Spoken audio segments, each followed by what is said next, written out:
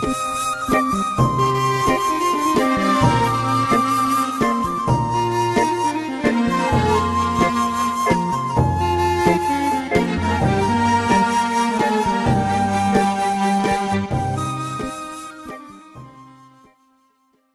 لەبێ بینەرانی کەناڵی ئاسمانی پەیام، من عیمران ئەمیر خۆشحاڵم لە ئەڵقەیەکی نوێی بەرنامەی پەیامی تۆ بە ئێوەی خۆشەویست شاد بوومەوە. ئەزیزان ئەمڕۆ لە شاری هەولێرم و دەمەوێت تاوتوێی تەوەرێک بکەم کە هەر هەمومان لە ژیانی هەمومان ڕەنگی داوەتەوە، ئەویش کاری یەری پەروەردەی باوکە. ئەمڕۆ دەمهەوێ باسی باوک بکەم، ڕۆڵی باوک لە نێو کۆمەڵگەی ئێمەدا یان ڕۆڵی باوک لە نێو خێزاندا. ئەرکەکانی باوک چین؟ پێویستە باوک چی بۆ منداڵەکەی فەراهەم بکە؟ پێویستە منداڵ پێویستە باوک چۆن پەروەردەی منداڵەکەی بکە. من تاوتوێم تەوەرانە لەگەڵ هاوڵاتیان دەکەم، ئێوەش بینەر و بیسەرمان بن.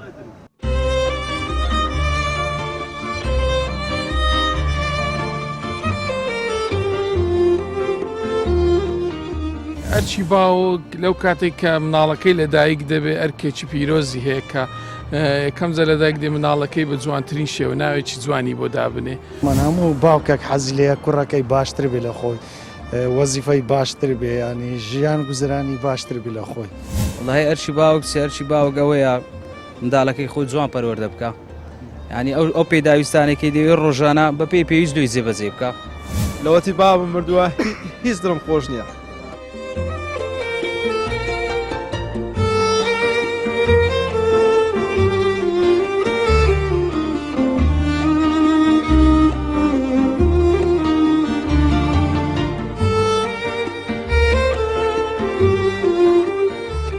ئەرکی باوک لەو کاتێک کە مناڵەکەی لەدایک دەبێت ئەرکێکی پیرۆزی هەیە کە کەم جە لەدایک دێ مناڵەکەی بە جوانترین شێوە ناوێکی جوانی بۆ دابنێ.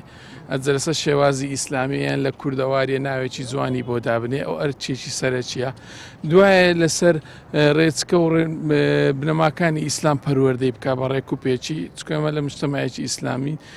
دواتر بە مروری زەمن کە ئەو مناڵە گەورە دەبێتن بیخاتە مەسەر لە قوتابخانەیەکی بازیان لە باخچەی ساوایانەیەکی باش پەروەردەیەکی باشی بۆ بکە. ئەوە هەموو ئەرک و واجباتی باوکە بەڕاستی لەو کاتێک کە لەدایک دەبێت تا ئەو کاتەی کە بەخۆی لە ژیاندایە لە ڕێ و ڕێچکەی باشی پیشانداتن. دواتر کە پلانی هەبوو مەسەر ئەگەر کچ بوو ئەگەر کوڕ بوو بچێتە ماڵی خۆی، ئەوەش ئەرکێکی سەرەکی باوکە. باوک لەوەنەوە کۆتایی پێ نایە کە ئەو منداڵە لەدایک دەبێت تاوەکو بە مروری زەمن تا ئەو کاتەی گەورە دەبێت و بالغ دەبێت و دەچێتە ژیانێکی تایبەتی خۆی مەسەر پرۆسەی هاوسەرگیری دەکاتن، ئەوم ئەرک و مەسوولەتی باوکە. دوای ئەوەش باوک دەبێ ڕێنمووی بکاتن، لۆن منە مناڵەکەی وا فێر بکە ڕاوێژی پێ بکاتن لە ئیش و کارەکان و لە تەجروبەی ژیانی خۆی کە پێیدا تێپەڕیوە. لێرە حەزەکەی چی بە باوکت بڵێ؟ وەڵاهی زۆر خۆشم دەوێت باوکە ژیان. پێم وایە پێناسەکی باوک خۆشەویستترین کەسە لە دوای خوددا و پێغەمبەر. پێم وایە سێمین کەسە کە ئەم زۆر خۆشم دەوێتن. باشە، تۆ دەخوێنی ئێستاکە؟ بەڵێ. لە چ قۆناغێکی؟ ئێستا مامۆستامە. بەڵێ. باوکت هاوکارت بوو لەو پرۆسانێک کە تا گەیشتی بە مامۆستایەتی و سانکۆ تەواو کرد؟ بەڵێ حتمەن هەموو باوکێک حەزی لێیە کوڕەکەی باشتر بێ لە خۆی، وەزیفەی باشتر بێ، ینی ژیان گوزرانی باشتر بێ لە خۆی. باشە، بەڕای تۆ ئەرکی باوک چییە؟ ئەرکی باوک لە نێو کۆمەڵگایان لە ناو خێزانێک کۆمەڵی منداڵی هەیە، ئەرکی باوک چییە؟ ئەرکی هەموو باوکێک ئەوەیە هەر کاتێک کە منداری پەیدا بێ یەکەم شت ئەوەیە کە ئەو مندارە لەسەر پەروەردەیەکی باش پەروەردەی بکە. ئەو پەروەردەیەش لە ڕووی دینی ئیسلامەوە بێ، یەکەم جار لە ڕوانگەی ئیسلامەوە پەروەردەی بکە. ئەو ناردنی بۆ قوتابخانەکان بەڕاستی بۆ قوتابخانە شتێکی زۆر گرنگە. باشە، زۆر جار باوکان لەبەروی خۆیانی شێک دەکەن یان پیشەیەکیان هەیە، حەز دەکەن منداڵەکەشیان هەمان پیشەیە بێ. بەڕای تۆ ئەمە باشەیە منداڵەکە ئازاد کرێت لەوەی کە حەزی لە چییە ببێ بەوە؟ بێگومان هەموو باوکێک حەزی لێیە کوڕەکەی باشتر بێ لە خۆی. یەک لەوانە باوکە بەخۆی کاسبە، یان دایمەن پشگیری منی کردێکە کە کاسبی کرێکاری هیچ سوودێکی وای پێ ناگەینێتن تەنها ماندووبوونەکەی ئەوەیە زیاتر ئەم نیهاندایە کە بخوێنم ئەلحەمدولillah ئێستا بەو ئامانجەم گەشتیمە. باوکت ئێستا تەمەنی چەند ساڵە؟ 6 جار. باوکت خۆش دەوێت؟ حەزەکەی لێرەوە چی بە باوکت بڵێ؟ لێرەوە پێی درێم خۆشم دەوێت. باوکت لە چ شتێکی ژیان زۆر هاوکارت بووە؟ لە خیندن وەلا هەم بوارەکانی ژیاندا. پێ دوایە باوکت بە تەواتی ئەو ئەرکانەی کە لەسەر شانیەتی بەرامبەر تۆ بەجێهێناوە؟ بەڕێ بە دنیا بەجێهێناوە. بەڕای تو ئەرکی باوک چییە؟ ئەرکی باوک پەروەرکردنی منداڵە بۆ قوتابخانە و بۆ تەمەنێک بەرجام کاتەوە ئەڕۆن. سپاسی باوکت دەکەی کە توێ گەشتان دەتێرە؟ وەڵا زۆر زۆر زۆر سوپاسی دەکەم. لێرە حەزەکەی چی بە باوکت بڵێ؟ وڵی هیوای تەمە درێژی بۆ دەخوازم هیوا خوازم ئەو تەمەنەی من مایە بکەوتە سەر تەمەنی. تەندروستی چۆنە باوکت ئێستا؟ بەخوای باشە الحەمدولillah بەس وەکو جاران وەکو پێویست نییە. ماشەڵڵا خوای گەورە شیفای عاجلی بۆ دەنێرێت و تەندروستی باش دەبێت. بەڕای تۆ ئەرکی باوک چییە؟ وڵی ئەرشی باوک ئەرشی باوک ئەوەیە منداڵەکەی خۆی جوان پەروەردە بکە. ینی ئەو پێداویستانێکی دەوێت ڕۆژانە بە پێی پێویست دوی جێبەجێ بکە. هەستە بە نەقس کردووە لە ژیانە لە دوای نەمانی باوکت؟ ئارە وڵە زۆر پێشتر ئەو شتانە هەست پێ نەدەکرد بەڵام دوای وەفاتی بەڕاستی یعنی زۆر زۆر هەستم پێ کردیا. پێشتر ئەو فراغەم نەری بەڵام کە وەفاتی کرد دوای وەفاتەکەی بەڕاستی یعنی جێگای دیار بوو لە هەموو شوێنەی لە ماڵێ زۆر ناخۆش بەڕاستی. ئێستا دەزانی باوک چەند گەورەیە چەند شتێکی پیرۆزە لە دوای کە لە دەستماندا زۆر جایمە قەدری شتێک نازانی کە لە من دەستمان کە لە دەستی دەدەی اینجا قەدری دەزانی. ئێستا هەستە بۆ قەدرەیە کردووە؟ ئارە وڵە زۆر بەڕاستی زۆر زۆر ناخۆش هەیە قەت لە یادت ناچێت؟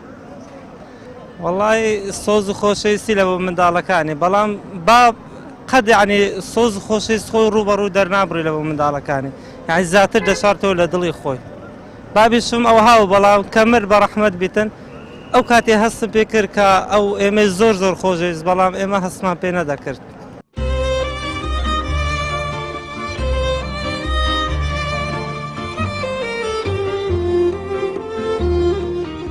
ئەرکی باوک لەو کاتێک کە مناڵەکەی لەدایک دەبێت ئەرکێکی پیرۆزی هەیە کە یەکەم جار لەدایک دێ مناڵەکەی بە جوانترین شێوە ناوێکی جوانی بۆ دابنێ.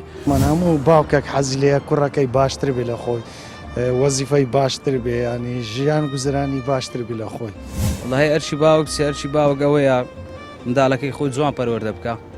ینی ئەو پێداویستانێکی دەوێت ڕۆژانە بە پێی پێویست دوی جێبەجێ بکە. لەوەتی بابم مردووە هیچ دڵم خۆش نییە.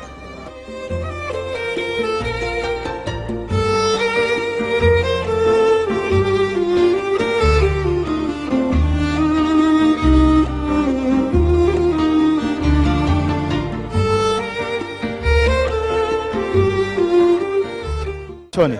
زۆر سپاس زۆر سپاس دەکەم. باوکت ماوە؟ بەڵێ. باوکت تەمەنی چەند ئێستاکە؟ 57 ساڵ. خۆشەویستی چۆنە بۆ باوکت لەگەڵی هاوڕێی یان هەر باوک و کوڕێتیان لە نێوانە هەیە؟ وەڵاهی ئیتر هاوڕێتیە ئیتر پەیوەندێکی جوان لە بینی من و باوکمە هەیە وەکو باوک شمەک و هونەرمەندێکە ئەکتەرە لە بەڕێوەبەرایەتی هونەری شانۆیە ئەکتەری بواری شانۆ و دڕامایە. ینی توانیتانە هاوڕێتێک لە نێوان خۆت و باوکت دروست بکەن؟ بەڵێ ئەکیت هێوە ئەرچی باوک لە ڕووی پێگەیاندنی منداڵەوە وەک گرینگە. من بێزگە لە هاوڕێتی لەگەڵ باوکم نتوانم بڵێم منیش ئێستا هەمان ئەو ڕێستکەیەوم گرتووە وەکو لە ڕووی شان و هاوکارێکیش زیاتر هاوکارێکە بڵێ نەک بڵێ وەکو هین بەڵام ئەگەر بێت سەر ئەرچی باوکایەتی لە دیوەکانی تردا بەڕاستی ئێستامانە کۆمەڵگایەکین بەڕاستی کۆمەلگای ئێمە تۆزێک پیاو سالاریە یعنی باوکەکان هەمیشە لە ڕوێکەوە غەدر لە منداڵەکانیانەکەن بۆ نمونە چی پێ خۆش بێت ئەبێ بەڕای باوکەکە بێت ئەو غەڵەتە بۆ نمونە مناڵە بێ ئازادیکەی حەزی لە چ بوارێکە. تۆ لەگەڵ باوکت هەمان پیشەتان هەیە باوکت وای لێ کردی کە تۆ بیتە سەرم پیشەی یان بە ئازادی خۆت بە حەزی خۆت چویتە سەرەوە پیشەی باوکت؟ حەزی خۆمە بەڵام بە دڵنیایی ئەگەر باوکیشم هونەرمەند نەبووایە ڕەنگە میشە و حەزم بۆ دروست نەبووایە منیش لە ڕێگەی ئەوەوە بۆ نمونە ئێمە ئایلیشی هوەرین لە ڕێگەی ئەوە منیشتوانیمەوە ڕێزکەیە درێژە پێ بدەم و باوکم بۆتە هۆکارێک بۆی منیش بەردەوام بم لەم ڕێزکەی کەستا هەمە چۆنی باشی برام سەلامە تەندروستی چۆنە سەلامەتیشی کاسبی بەڵێ باوکت ماوە وڵی وەفاتی کردووە چەند دەبێ وەفاتی کرد وڵی لە مێژە بیری ناکەی وڵا زۆر نعنی لە باب بۆ وەفاتر نییە لە باک عێ بەخۆی هەست بە بێ باوچی دەکەی ئێستاکە ئەڵا زۆر لەوەتی بابم مردووە هیچ دڵم خۆش نییە وەچی دڵی باب وەچی دڵی داگوانە زیاتر دڵی باب بەڕێحمترە لە داک بەس بابەکە دڵی لە لای تۆیە بەس ئێستا هەندێک باب هەیە دڵی لای کوڕێتی دەبزان ئەو کوڕە باوشی تو لەوانە بوو کە بەردەوام دڵی لای تۆ ئەرە بەدەوام دڵی لای من بوو چ یادگاریەکی زۆر خۆشی باوکت تا ئێستاش بەبیر ماوە یعنی یادگاریەکە لەگەڵی تەبی نعنی یادگاری باوکم ئەوە نەم لە بیر ماوە نعنی یادگاری باوکم زۆر لە بیر ماوە باوکت بەردەوام چ نەسەحەتێک چ ئامۆژگارێکی دەکردی حتی زۆری کردومە گوتێتی کوڕم حتا پێت دەکرێت لەگەڵ عالم باش بە دڵی عالم مەشێنە نعنی حتا لەگەڵ عالم بە دڵی دراوسێ مەشێنە دڵی برادران مەشێنە بۆ دەستانەی خۆت ئیشکە دەست لە هیچ کەس پام مەکەوە لە خۆت ئیش بکە بە ئارەق و نوچەوانی خۆت پارەی خۆت حەلاری خۆت پەیداکە بەڕای تۆ ئەرچی باوک چییە پێویستە باوک چی بۆ منداڵەکەی بکە ئەرچی باوک زۆرە بۆ نمونە چەند ئەرکێک بەسە ئەرکەکە دەبی نسحاتی بکە نسحاتی باشی بکە نەک نسحاتی خراپ بەڵێ کوڕم ئەو هاوکە و ئەو هاوکە نسحات دەبی نسحاتی باشی بکە بەڵێ کوڕم لە خۆت کاسب بە ئیش بکە بەسەن بە خۆت پارێ پەیداکە سبەی دوسبەی تۆ من ژنت بۆ دێنم مەسەرەن بەیانی دومانی من ژنە بۆێنم دەبی تۆ ئیش بکەی کاسبی بکەی بەردەوام لەگەڵی بی بەردەوام بەردەوام دەبی لەگەڵی بی نسحاتی بکەی نسحاتی شیرینی پێ بکەی بەس هەندێک باوکە نازانن کورخۆ نسحاتکە هەر بەلێیان کە گەورەش دەبێ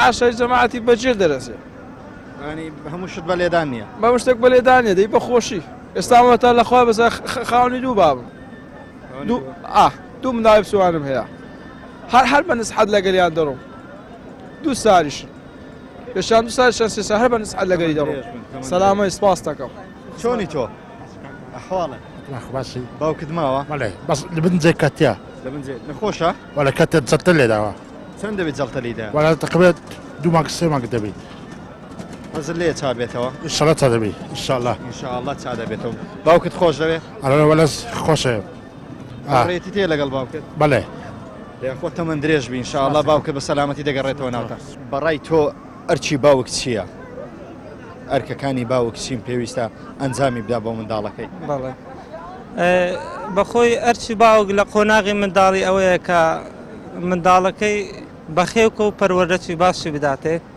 لە قۆناغی منداڵی و قۆناغی گەنجیش لە هەمان کاتدا ئەگەر توانای مادی هەبی بتوانی ژانی هاوسەری لە منداڵەکانی پێکبینی ئەگە کوڕە ژنیان بۆ بینی و ئەگە کچیشە بەڕێیان کاتێ بسۆڕی خۆیان ئەرکی باوکن و پێویستە ئەنجامی بدات ئەگەر باو یعنی توانای مادی باش بیتن بەڵێ و لەسەر باوکە ئەگەر کوڕەکانیش بە خۆیان گەورە و تەمان بن ئەوە دەبی خۆیان هەوڵی ئەوە شتێ بدەن نابێ هەموو شت پشت بە بابیان بەستنە بۆ شتە چکەندە بابێ ئیمکانێتی نییە بەڕاستی خۆتت باوکم نەماوە چی بۆ کەسانە دەڵێ کە ئێستا دەمان بینین و باوکیان ماوە لە ژیان وەڵای هیوادارم یعنی زۆر قەدری بابیان بگرن چکە داک و باب نایەتەوە بەڕاستی کە ڕۆیی تر نایەتەوە دووبارە بوونەوەیان نییە نا هەرگیز ژنبی دێتەوە بەڵام داک و باب کە ڕۆی مستعیلە هاتنەوەی نییە کەسیش ناتانی جێوان پڕکاتەوە دەستە خۆش بێ ئەزیزانەوەی کە دەبینن گەنجێکە پێش 4 مانگە باوکی لەدەست داوە ئەمن لە بەرنمەیەکی تریش ئاماژەم پێدا بەداخۆ ئێمە قەدری شتانێک نازانین کە هەمانە کە لە دەستیان دەدە اینجا قەدریان دەزانین باسی ئەو فەراغە دەکا کە لە ژیانمان دروست دەبێت لە ژیانی هەر کەسێکمان کە باوکمان نەمێنێت بەڕاستی فەراغێکە من سوپاسی تۆەکەم فەراغێکە کە هیچ کەسێ ناتوانانی پڕی کاتەوە فەراغێکە کە لە ژیانی هەر تاکێکمان دروست بێ دووبارە بوونەوەی ئەم شتەیە زۆر زەحمەت دەبێت من هە لە نێو هاوڵاتیان دەمێنمەوە پەیامی زیاترتان بۆ دەگوازمەوە لەگەڵمان بمێننەوە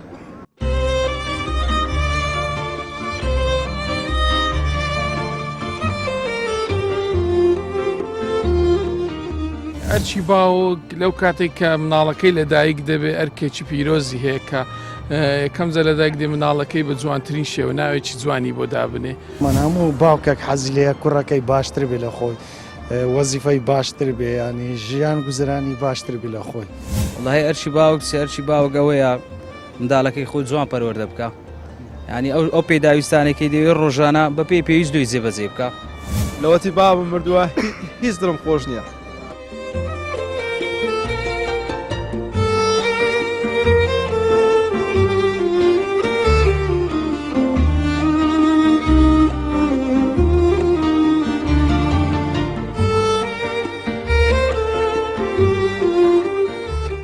چۆنی؟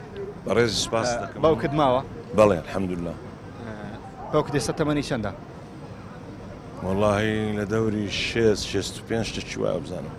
لەگەڵ باوکت هاوڕێتیتان هەیە یان هەر کوڕ و باوکن؟ وەڵا هەم هاوڕێنەوە هەم کوڕ و باوکین و الحەمدوللا مشکلە شتمان نییە. بەڕای تۆ خۆت خێزان پێکەنەوە؟ بەڵێ الحەمدوللا. مناڵت هەیە؟ بەڵێ. بەڕای تۆ وەکو باوکێک ئەرکی باوک چییە؟ پێویستە باوک چی بۆ منداڵەکانی فەرەهەم بکات؟ وەڵاهی ئەڵچی باوک ئەوەی ئەوڕۆکە خاستن لەو زروفەی عام یعنی هەوڵ دەدا بۆ خان و مەسەرەن ئەرز و شتی و ینی خەڵک یعنی دابینکردن. من مەبستن بۆ منداڵە ینی بۆ منداڵ پێویستە بینێرتە قوتابخانە و ئەو کایانەی کە تایبەت بە منداڵ قوتابخانە و شتووە منداڵ ینی بە گشتی پێویستە منداڵەکەی چۆن پەروەردەکە. پێویستە هەر لە سەرەتای تەنها ئەرکی باو گەوەندەیە کە منداڵەکەی تر لە دایک بوو کەوێتەوە سەر ئەستۆی دایک یان باوک لە هەموو هەتا و منداڵەش گەورە دەبێ گرنگی خۆی هەیە و پێویستە هاوکاری بێت. وەڵاهی لە ئەستۆی هۆردوو چیان لە دایک و باوک سەرەن ئەوەندەی باوک لە ماڵەوەیە پەروەردەی بکە مەسەلەن ئاگاداری بی بزانە ئەوڕۆ چ دەرسوودی ڕاستەچە چییە ینی باقی لە ماڵێنی دەکەوێتە سەر ئەستۆی دایک. باشە خۆ چیژەکەیت؟ وەڵا خۆم کاسبم لە بازاڕی. بەڵێ. باشە حەزەکەی منداڵەکەشت ببێتە کاسب؟ وەڵاهی ناوەڵا حەز ناکەم منداڵەکانم بەڕاستی تووشی بازارن حەز دەکەم وەکو مەسەلەن ببنە مۆزەفێک لە وڵاتەی. زۆر جار دەڵێن باوکان دەیان هەیە منداڵەکانیان لە خۆیان باشتر بن. بەڵێ تەبعاً وایە بزڵ بۆ هەستە پێکردو تو حەزەکەی منداڵەکانە؟ بزەبە دائیمەن ئینسان حەز دەکات منداڵەکانی لە خۆی باشتر بن ئەوەی سەربرندایەتێ لە بۆ باوک. بەڵێ. تۆ باوکت ماوە؟ بەڵێ. باوکت لەگەڵ باوکت نێوانتان چۆنە؟ وەڵا وەک هاوڕێین وای. بەڵێ. شتێکی خۆشی باوکت هەیە وەکو ئامۆژگاریەک یان وەکو شتێکی گاڵتە لەگەڵت دەیکایانی بەردەوام قەت لە یادە ناچێت؟ بەخوای لە داوام پێکەوە بووین لە کولێشتە زەباب مایل ئەفتاوسەیە کسکەیە ینی لە تەمەنی کسکە ژنینایە لە داوام پێکەوە بووین دەیگوت کوڕمە خەرک باوەڕ نەدەکرد وەڵا نوفسیش دەدەنە دەگۆ کوڕمە بە قورئان باوەڕیان نەدەکرد دەیانگو ئەو نابیتن کوڕیتی و بیتە یعنی ئەم برێک وەچی برێن گەورەتە دەرچووم لە باوە گەورەتریش نەگەیانی گەورەتە دەرچووم لە باوکم ئانجین زۆر ئەوە بوو خەرەکەتە ئێستاش باوەڕ ناکە بەخوا. باشە بەڕای تۆ ئەرکی باوک چییە؟ ئەرکی باوک ڕێک ئەوەیە کە هاوڕێتی لەگەڵ منداڵەکەی بکات ئەنی بەیەکەوە لەگەڵ یەک شوێنیش بکەن هاوڕێتێک لە نێوانیان هەبێت؟ بەخوای خۆشە لەگە باوکت هاوڕێبی خۆشە هەنی ئەرچی خۆی دەکات تاوان باوک ئەرچی خۆی دەکەل و ئەولادی خۆی دەکات و ئەولادی خۆی شت پێک دێنیتن تاوان لە عایلەی ئیش دەکای شکاری خۆی دەکاتن. ئەتو ئێستا تەمەنێکت هەیە هەزەکەی تا ئێستاش پێویستت بە باوکتە؟ ئەرێ وەڵە بەخوای ینی ناتانم بێدایک و باوک ینی هەر وەچی برێن زەحمەت بژیشم بێوان. نێوانە لەگەڵ باوکت چۆنە؟ باوکم نمایە بەداخەوە. بەڵێ. لە کێوە؟ لە 2002 وفاتی کرد بۆی جەتەوە. چی یادگاریەکی زۆر خۆشە لەگەڵ باوکت هەیە؟ بەخوای ئەو کاتانێکە لەگەڵی چمە سەفرەی یان لە وەزارەتی تەندروستی بوو سەفەرمان دەکرد لۆ دەرێ ئەشای دەبدە دەرێ وەکو دەرمانەوە بڵێ هەتەنە ئەوە یادگاری بوو کە لەگەڵی چوم لە پاش کە ئەشایەکانمان دەبێت سەفەرێکمان دەکرد پیاسێکمان دەکرد و لای بێخاڵ و شوێنانە کە پێکەوە بووین. خۆش بۆ شتانەکە لەگەڵ باوکت ئەو تام و چێژەی بێخەڵک لەگەڵ باوکت بوو قەت لەگەڵ هاوڕێیان دووبارە دەبێتەوە؟ بەخوای ئەوە جیاوازە بەڕاستی خۆشەویستی هاوڕێ جیاوازی باوکی جیاوازە بەس ئەوەندە ینی باوک خۆشەویستیتە ئێستا کەعنی ئەو کاتێک ئێستا ڕۆیشتە زیاترشم خۆش دێ هەستە بە فەراغ کرد دوای نەمانی باوکت؟ تاوان زۆر زۆریش چی بۆ کەسانە دەڵێ کە ئێستا باوکیان ماوە؟ بەڕاستی داوانێ دەکەم بە هەموو شێوە یارمەتی باوکیان بدەن، بە هەموو شێوە پشگیری بکەن، ڕێزی لێ بگرن، احترامی بگرن، بە هەموو شێوەچی. چکە تاوەکو ماوە زۆر جار ئێمە قەدری نازانی کە دەمرێن بڵێ. بەڕای تۆ ئەرکی باوک چییە؟ بەڕاستی ئەرکی باوە لەو کاتێکم لە مناڵە تا ئەو گەندەکە دێتە هەرزەکار و گەنج و پێ ڕدەگات تا کۆتایش کە گەورەت کە ژنیش دەنێتە مای خۆش دەکاتن دەبێت باوک بە هەموو شێوەچی یارمەتی بداتن. قەنەعەتش نیمە ناو کۆمەلگای کوردی ناو موسڵمانان باوک یارمەتی ئەولادەکەی خۆی نەداتن بە هیچ شێوەچی و شتەش نییە، بەڵام زۆر کاتەیە ئەولادەکە بێوەفایە بەرامبەر باوکی. بەڕای تۆ باوکانی کورد زۆر باشن؟ زۆر باشن بەگشتی.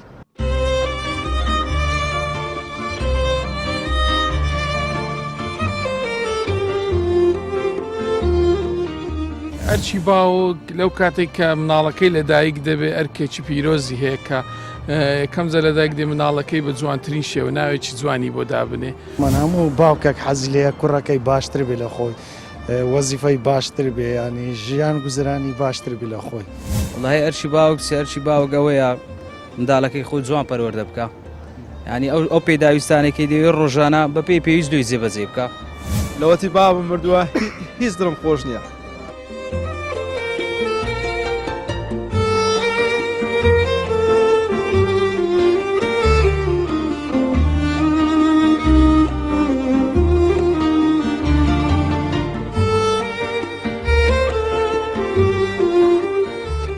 زۆر جار دەڵێن باوک کاریگەریەکی زۆری هەیە لەسەر بە تایبەت کوڕان و منداڵەکانی بەگشتی. زۆر جار ئەگەر باوکێک کارێک بکە منداڵەکەشی لەوانەیە هەمان پیشەیەوە دەست پێ بکە. بۆ نمونە باوکەکە مامۆستا بێ مناڵەکەش حەزی بچێتەوە مامۆستایەتی یان پیشەوەرێک بێ هەمان شت. پێت وایە ئەم کاریگەریە باشە و پێویستە ئێمە منداڵەکانمان لەسەر پەروەردەکەین کە خۆمان لەسەری بووین؟ ئەوە لایەنێکی باشیە، لایەنێکی تریشەوێ مناڵەکە خۆی حەزی بەچ بوو بە ئەوە بیکە بەس لە سنوور و ڕێچکەی تایبەتی خۆی، ینی سنوورێکی بۆ دابنەی با حوڕ بێ لەوەی بۆ خۆی چی هەڵەبژێرێ چیەکە ئەبێتە چی مەسەلەن لە دوا ڕۆژدا.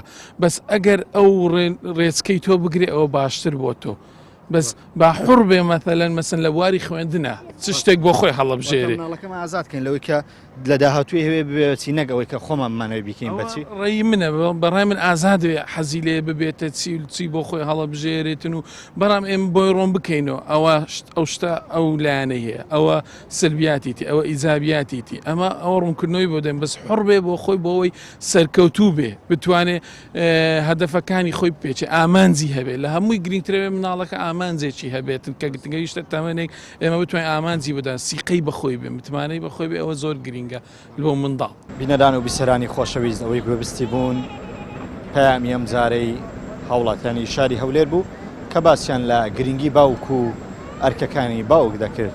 دیارە بەشێکی زۆریان ئاماژەیان بەوەدا ئەرکی باوک هە لە سەرەتای لەدایک بوونی منداڵەکە دەست پێ دەکا تاوەکو باوک بمێنێ ئەرکیشی هەردەمێنێ. جا ئەرکەکەی بەپێی تەمەنەکە ئەرکەکەی دەگۆڕێ، گەل لە تەمەنی منداڵیە دەبێت بە شێوازێکی تەندروست و پەروەردەی بکە، گەلت دەگەوێتە تەمەنی گەنجی پێویستە زیاتر ئاگاداری بی. وا گرنگترین شت کە یەکێک لە هاوڵاتیان باسی کرد پێویستە منداڵەکان بە شێوازێ پەروەردەکرێن کە ئازاد بیر بکەنەوە. ناکرێت لەبەرەوەی باوکەکە پیشەیەک یان ئیشێکی هەیە بشی هەوێ منداڵەکەشی هەمان پیشەی هەبێت و دەبێت منداڵەکەش هەمان ئیش بکات. دەبێت منداڵەکەمان بە شێوازێکی ئازاد پەروەردە بکەین لەوەی کە چ شتێک کە خۆی حەزی لێیە و زیانی بۆ تەندروستی و لاشە و دنیا و دوا ڕۆژی ئەو نییە بابیکە مەرز نییە هەمان پیشەی تۆی هەبێ. دیارە بەشێکی زۆری گەنجان و لە کوڕان بە تایبەتی هەمان پیشەی باوکیان هەیە، لەبەرەوەی باوک کاریگەرترین توێژە لەسەر گەنج یان لەسەر منداڵ. من پەیامی ئەم جارەم پێشکەشکردن تاڵقەیەکی تر و بەرنامەیەکی تری پەیامی تۆ سڵاو و ڕێزی عیمرانی پێشکەشکار و یونس سارمەمی کامێرەمانتان لێبێ. تا هەڵقەیەکی تر بە دیداریەوە شاد دەبمەوە. بەخوای گەورەتان دەسپێرم، خواتان لەگەڵ.